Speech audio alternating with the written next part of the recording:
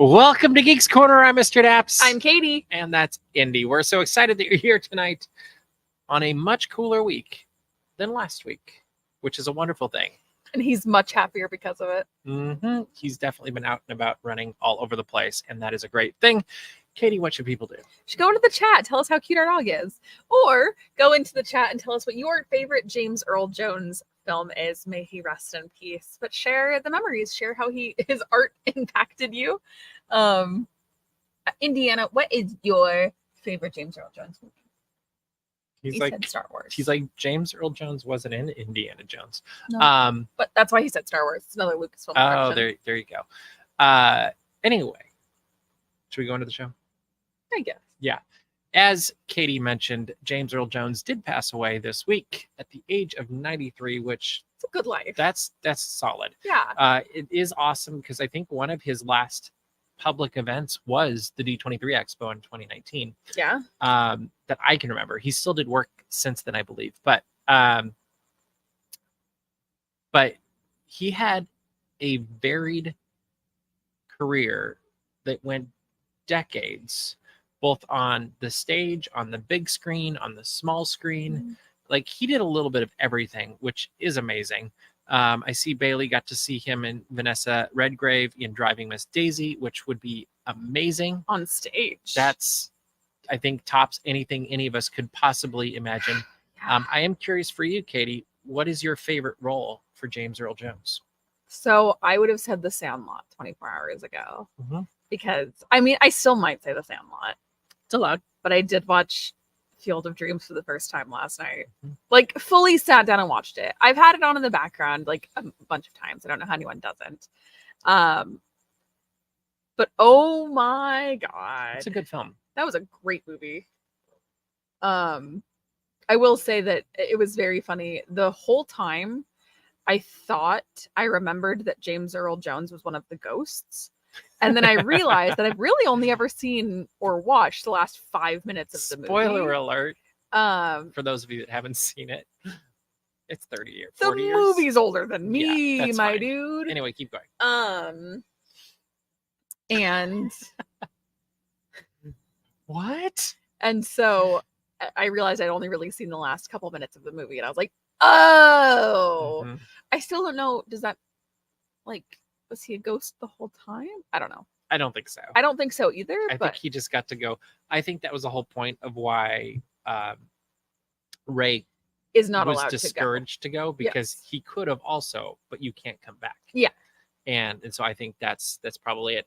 Yes, his bit in Coming to America is amazing. Yes. That is a classic. Yes. Obviously, there's the very, I guess, forward Darth Vader, mm-hmm. Mufasa, mm-hmm. the bigger, more iconic roles. But I do think some of his smaller roles, or maybe not as well-known roles, were better in some regards. That being one of them. Like, I've always really liked him as Terrence Mann in Field of Dreams. Like, I will say that I shouted when I found out James Earl Jones died. And I literally went, oh my God. And everybody was like, what? Who died? And I was like, James Earl Jones. Silence before one brave person went, we don't know who James Earl Jones is.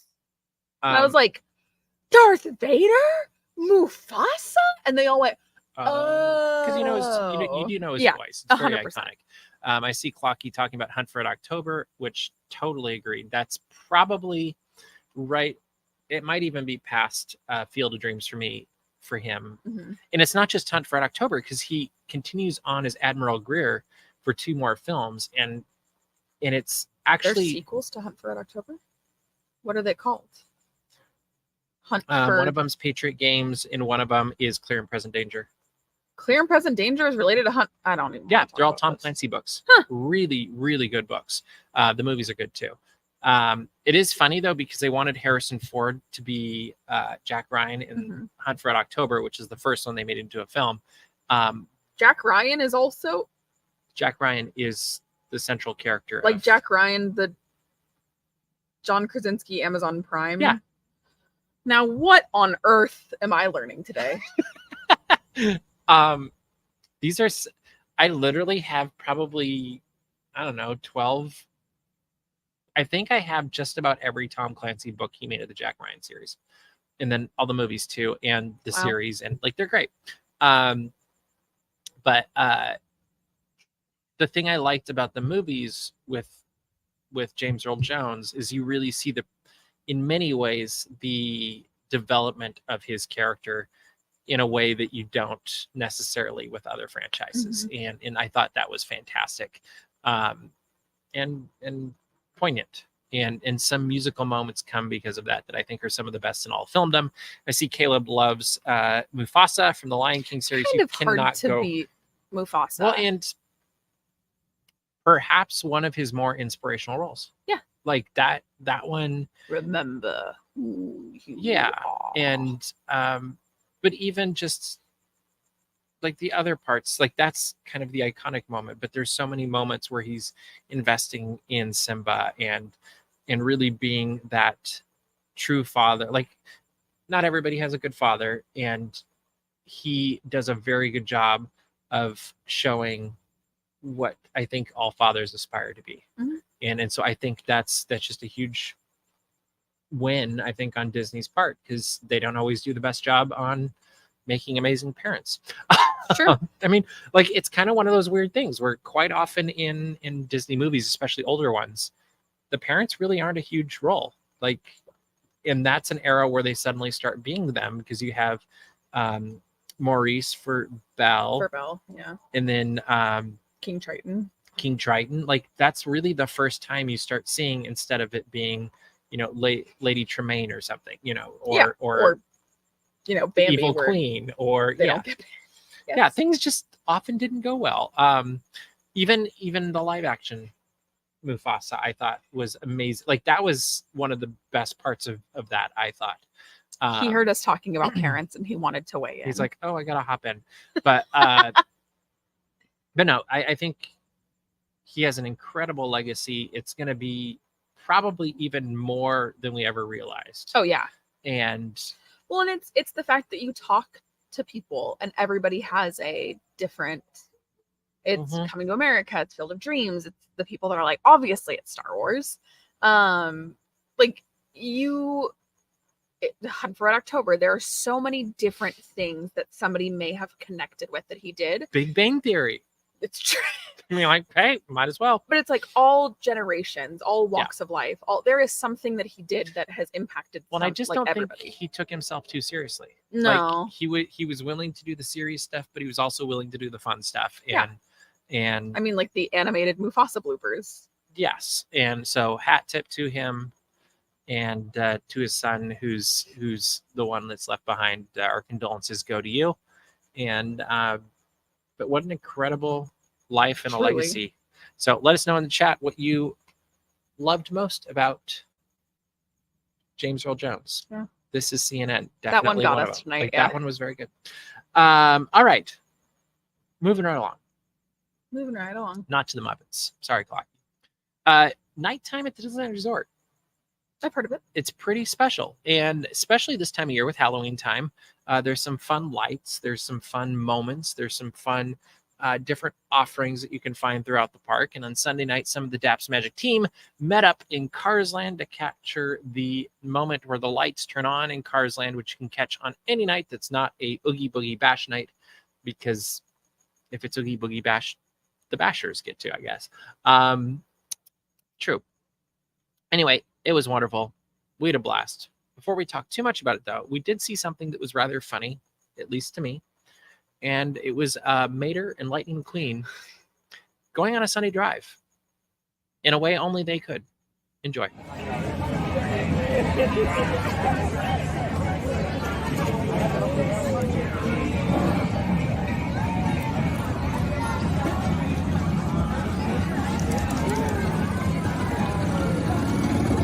Great day to get spooky in the radiated spring.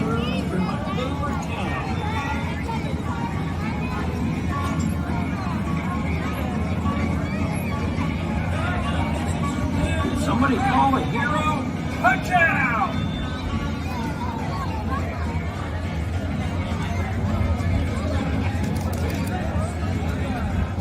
Look at one superhero.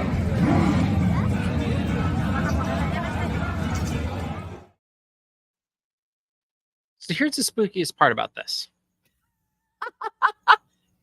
Not that Mater was driving backwards. No. Which Or that they were in costume. I hadn't seen this before. No. It's the fact that literally a minute and a half later, we could not find them anywhere. Yeah, no. We went, we're like, oh, they're at the spot where they normally meet and greet with people. Nope, not there. Then we went up to the entrance. Not there. Nope, not there. They couldn't have gotten past us because we didn't leave the street. We literally took pictures in the street, then went up the street looking for them. Gone. We don't know where they went. So it was spooky and magical and was kind of one of those funny, like, I don't know. Anyway, there's a lot of fun things happening during Halloween time at Disneyland Resort at night. Mhm. Yes, there's the obvious Halloween screams and Oogie Boogie Bash and the big things, but there's a lot of other fun, littler things, or more, I wouldn't even call them obscure. They're just kind of things that you happen upon, whether it's heading into Carthay Circle and you've got Oogie Boogie's voice and like audio moving around, and it feels like things are moving around you and the lights are purple and they're gorgeous, or just the whole layout of Cars Land and the zombie car, which might be one of the craziest, creepiest things we've ever seen in a Disney park. Every year I'm shocked it's allowed to come back. It's amazing. Every year I'm just it's so I filmed happy. it for like 2 minutes this year because I'm just like, we're gonna get this. I It's love good. Zombie Ghost Car. So good. Save me, Zombie Ghost Car. Save me. In the other park, you've got the Halloween tree. Halloween tree. Amazing. And obviously you have Haunted Mansion Holiday, stuff like that. Yeah, but Halloween tree. Mm-hmm. Here's the Horseman on Buena Vista Street. Yeah, which I think is activated by your Magic Band now. Yeah. And pretty spooky. very. But my question for you is, past and present, what is your favorite evening Halloween time offering at the Disneyland Resort? Because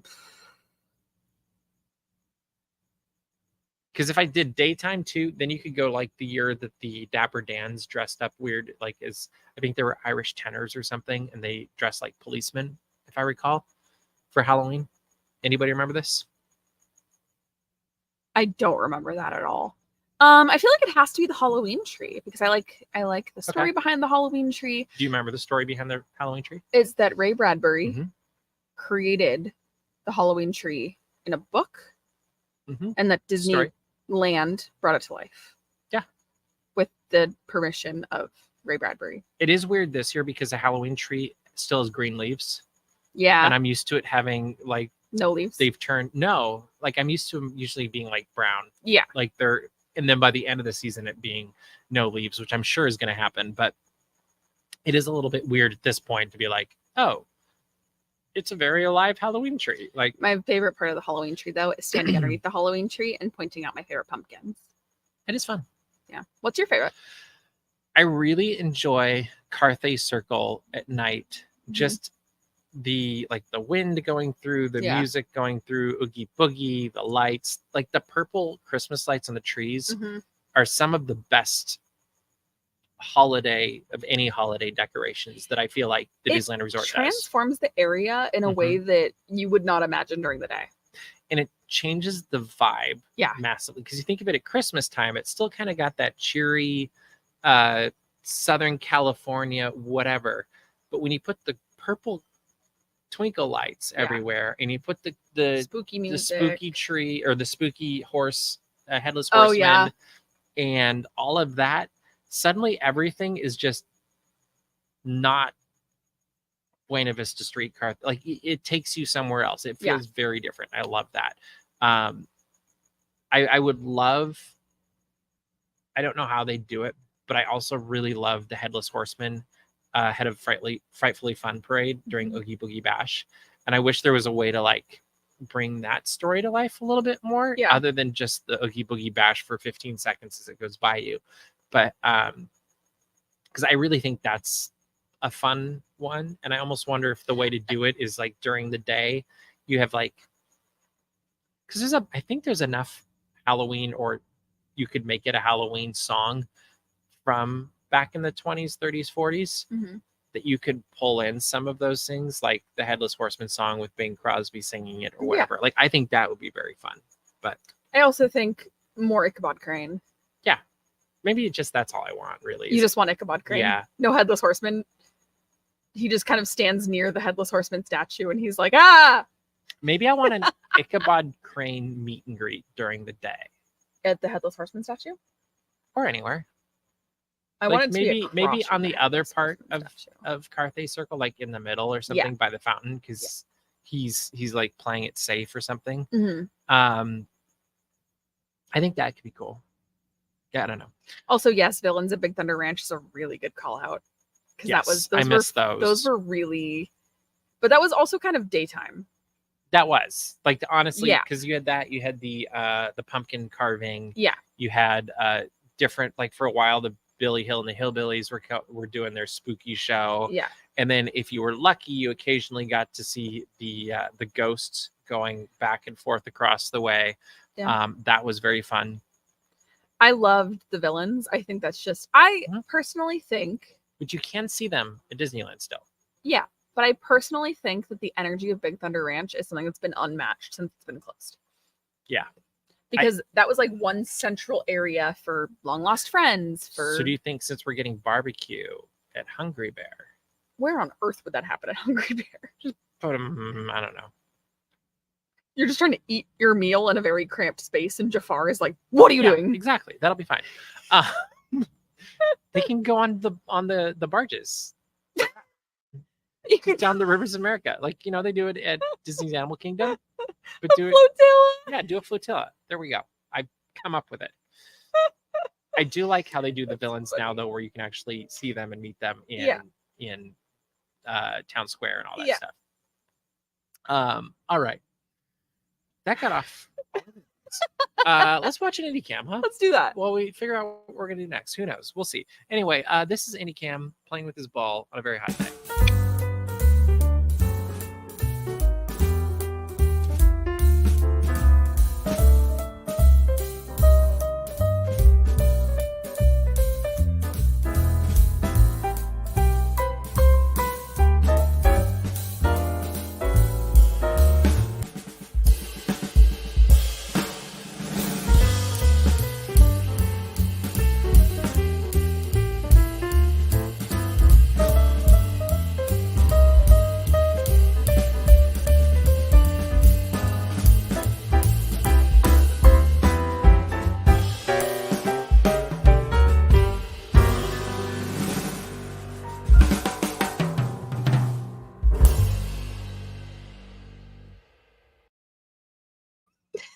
What a dog. He was having a blast with the pool and the way too hot day. Indiana Bones and the very hot, no good, very Something warm day. summer day. But back to villains. Yeah. They announced in the last week there's going to be a Disney villains show at Disney's Hollywood Studios. And it sounds like the main character is going to be the Magic Mirror, and Cruella might come out, and a couple other characters, Captain Hook, something like that. But if you were blue skying it, Disney villains in Disney's Hollywood Studios, what would you do? Like, what would you like to see? I would like to see it. You know how Disney does that thing where they honor the attraction that was previously there in So you some want to type see of way. somehow Lightning McQueen comes in there? or- No, he's not a villain. Chick Hicks. Oh, okay, got it. Come on. I was just I curious mean, where you're going you with could- this. Wow, you just went for a really meta construct of the fact that Lightning McQueen is actually the villain of the Cars universe. That's fascinating. I mean, Never- you could see it that way, that he is, gentrifying this neighborhood. Anyway, um, Disney villains show. What do you want to see? Chick Hicks was a legitimate answer. I was more going for concept, but yes, Oh, I don't know. because that's my thing. Is like, is it literally just going to be a montage of villains moments, or is it going to be like? So I never saw the Lightning McQueen Racing Academy, so I don't know the space that we are up against. Here's my problem. What's your problem? I have seen it. Oh, okay. I don't actually remember most of it because And that is the problem. it did not blow me away. Like, it was one of those like, oh, that's cute, and it was kind of one of those like, I know people that would really love this. I want to go do XYZ. Like, So- I was ready to go. I was about to Blue Sky. Okay, Blue Skyway. But then I realized it already exists. Oh, what was it? I was gonna say. Is it Villains Tonight? I was gonna say that it'd be a really great show if it's like, you know, A really great show. Keep going.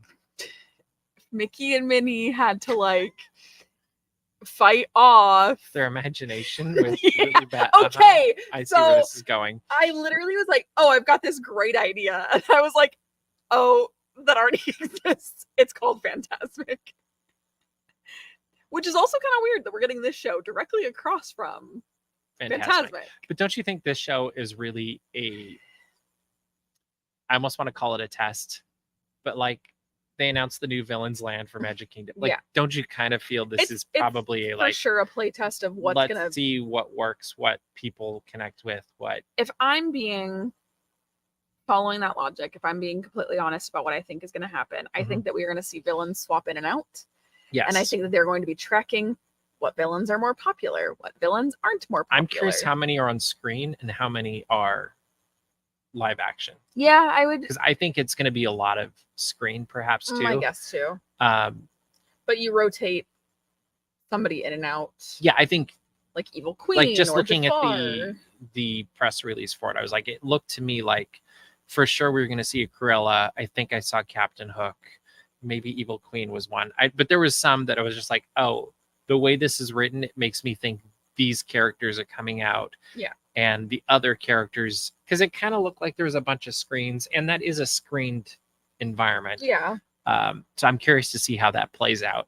I actually don't know what my expectations are for the show when it comes next summer. Partially because, like, I feel like it's going to end up being some sort of a variety show. Yeah. Where it's like the magic mirror is going to be like, oh, here's this person doing this and here's that person doing that because they're doing, you know, they have this reasoning, which is fine. But I kind of would love it if there's a through line of they're all coming together to do this. Mm-hmm. And then it leads to some big climax, and then not confetti, but traditionally they'd be like, poof, there's your confetti, have fun, have Purple a great day. Streamers. Yeah, you know, like they occasionally do Disney, but I'm very curious to see what this is, what music it uses, because I'm assuming it's going to use music. Yeah. And Chernobog music, always. I'm sure Chernobog, like you have to have. You have. Like, I'd be shocked. I think Chernobog has some of the most iconic villain music of all time. I think Chernobog is also one of the scariest villains just because you really don't know anything about him. Mm-hmm. Like, he's just terrifying for the few minutes you see him, and you don't actually know, like, you don't know his limits. Yeah, He could be anything. And so I think that's, and he doesn't say anything. Like, we don't even know what he sounds like. Ooh, give me Frollo in the villain show. That'd be cool. You want to talk about a good villain? He is a good villain. That's a really good villain. Yeah. Terrifying. It will be. I'm very curious to see how we go from the villains show to a villain's land and what the experience is for that. Because it's kind of the anti-fantasy land. I also think that this has been,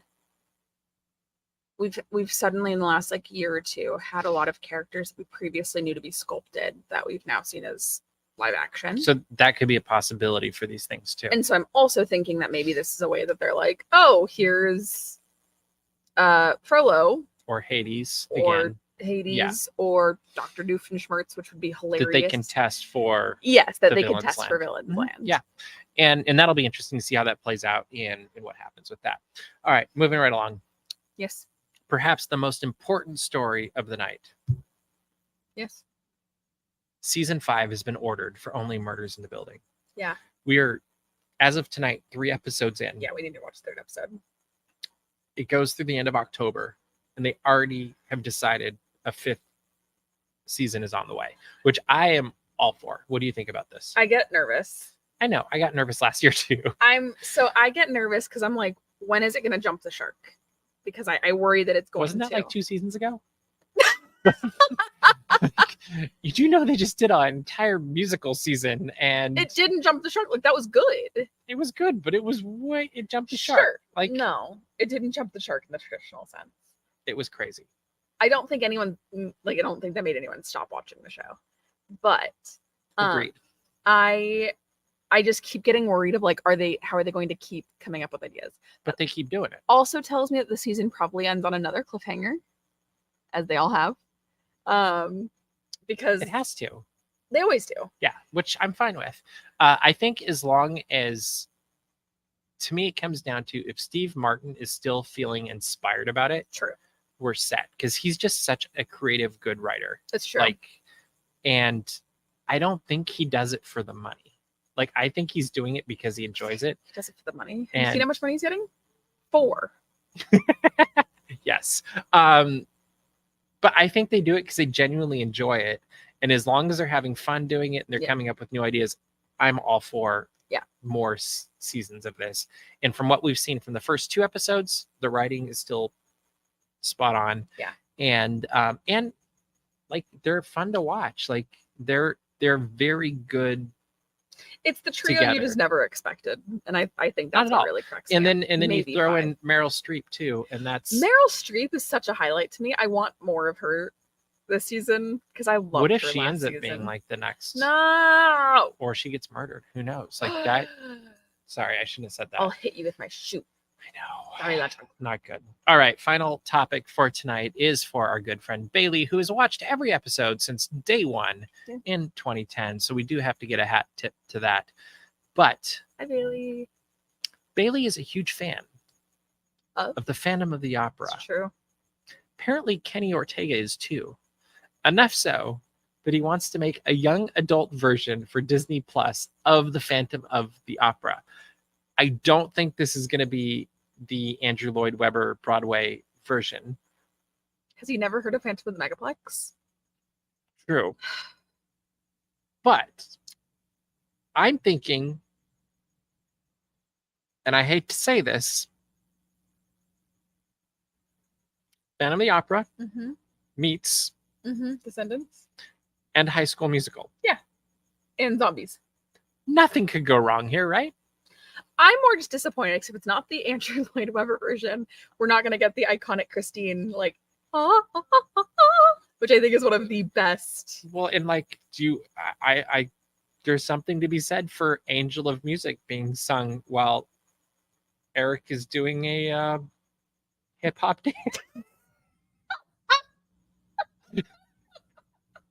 I'm like, just honestly, just or like Phantom of the Opera is no longer just 2 people singing it; it's like a whole chorus line doing You know what? Actually, genuine, dances. no snark. Okay, I'm listening. Like, I'm listening. look at me. You know, it'd be great. I'm here. I'm here. Masquerade, Yeah, like exactly. genuinely, because that's a big ensemble number. So would that become like an electronic thing, or like? I think the thing that you are forgetting about Kenny Ortega in this exact moment is that he is a big fan of musical theater and that he is a really great choreographer and he does have a really great artistic So vision. I don't forget that. Okay. I think he actually is very talented at what he does. And I don't have anything against his part of it. Stylistically, though, No, I know. that's where I'm like I'm laughing about the hip hop again. a little bit short circuiting there. Yeah, Eric might swing from the chandelier in this version. Like that would be. I do love Bailey's idea of what we don't need. Maybe we do need it, is the young adult version. What we really need, though, Is a phenomenon. is the Muppets version of Phantom of the Opera. And I do think this is where we call an audible. Thanks, Dad. Mr. Daps. Thank you, Mr. Daps. Thanks, man. Mr. Daps. Thank you, Mr. Daps. Thanks, man.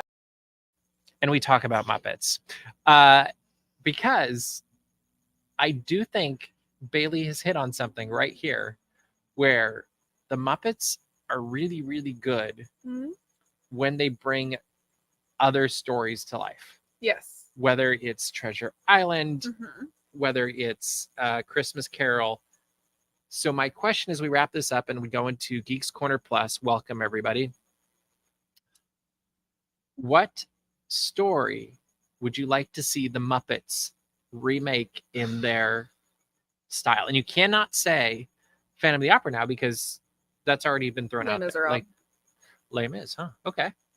Imagine who I'm just curious, like who's Kermit? What's his face? The Bring Him Home guy? Empty chairs at empty tables. That's the guy actually I meant. Yeah. Okay. That's I can't think of his name. All I can think of is Eddie Redmayne's face. Mm-hmm. It's actually where my brain went to, but that's I get yeah, he's empty chairs and empty So who's tables. the one human then? Jean Valjean? That's I feel like it has to be Jean Valjean. Okay. All right. So there's one idea. Yeah. And I'm Javert. Clocky wants Jungle Cruise, but Muppets. I actually love that. Yes. I do think Muppet Phantom of the Opera does need to happen. Marius, that was the name. Thank you. Thank you, Bailey. It was gonna bug me. I think I would. Honestly, you could take the one I think would be very fun is My Fair Lady. You would. Wouldn't it be fun though? I know he loves My Fair Lady. You could do that one. I feel like you could do Camelot. You could do Oklahoma. Mm-hmm. You could do Song. Thoroughly Modern Millie. South Pacific. Yeah. Like a lot of those musicals from was it Drowsy 60s, Chaperone, 50s, 60s, I think could easily be turned into Muppet movies. Damn and you Yankees, could update Guys and Dolls. Guys and Dolls would be hilarious. Yeah. But no, I think a lot of those could be very interesting for the Muppets, and I think it's something that they could pull off in a way that's really solid and really beloved by people. I think that's what people want. Mm-hmm. Like you don't need to keep recreating new stories for them because the story has already been told. You don't need to keep giving them a new origin story. You don't need to keep creating drama for them. I like the Arthurian legend too. That's a great idea. I've got a great idea for you. And it really brings us full circle. Okay. Back Muppets to the start. do Hunt for Red October. There we go. Who plays Admiral Greer though? Well, Sam Eagle. Prince and the Pauper would actually be really good with Kermit as the Prince and the Pauper. Yeah. I actually like that idea. Clocky said a Yankee in King Arthur's Court, which is what inspired me to think it's the next level of Prince and the Pauper. All right. That's a fun idea. I like that. Maybe someday they'll watch all the way in this far into the show and they'll get an idea. You can have it, Muppet Studios. All right, Katie, it's getting late. What should people do? Shoot at appsmagic.com. Check out all the Disney and geek news as it happens. Subscribe to our mailing list, and from there find our Patreon, where you can join in on a lot of really fun things. You can join in on our pre-show for this show, which is usually unhinged and pretty crazy. You never know what's going to happen. Yeah. Also, make sure to subscribe to our YouTube channel. We've got a ton of videos coming up and some fun new one-off shows and potentially repeat shows as well that we have in the works. So you don't want to miss any of those. But that is all the time we have for you this week. So we will see you around the corner. Bye.